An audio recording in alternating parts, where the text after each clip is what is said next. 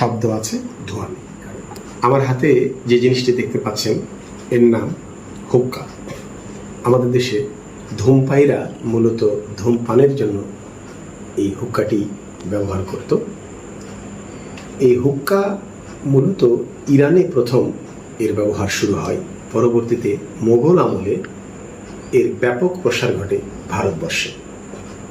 আমাদের দেশে দু ধরনের হুক্কা দেখতে পাওয়া যেত, একটি পিতলের তৈরি হুক্কা এবং আরেকটি নারকেলের এই খোলের তৈরি হুক্কা, যেটি আমার হাতে আছে।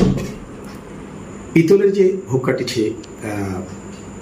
দেখা যেত, সেই হুক্কার সাথে একটি পাইপ থাকতো এবং পাইপের মাধ্যমে ধূমপায়ীরা টান দিয়ে তাদের ধূমপান কাজ সারত। যাও, সেটা এখন নাই, দেখাতে পারলাম না। আমার হাতে যে হুক্কাটি আছে এটি মূলত বেশিরভাগ লোকজনই ব্যবহার করত দুই কারণে। একটি হলো দাম কম এবং এটি সহজে বহনযোগ্য। এই হুক্কাটি কিভাবে কাজ করে সেটি আপনাদেরকে আমি দেখাই। এই যে কলকি দেখতে পাচ্ছেন, এই কলকির আগায় একটা ফুটা আছে। ঠিক ফুটা বরাবর মার্বেলের মতো আকৃতির তামাক গোল করে ওখানে দেওয়া হতো। সেই তামাকটি বিশেষ ধরনের তামাক, নরম তামাক, এবং ওই তামাকের ওপরে আগুন দেওয়া হতো এবং এই জায়গায় টান দিলে ধোঁয়া বের হয়ে আসতো।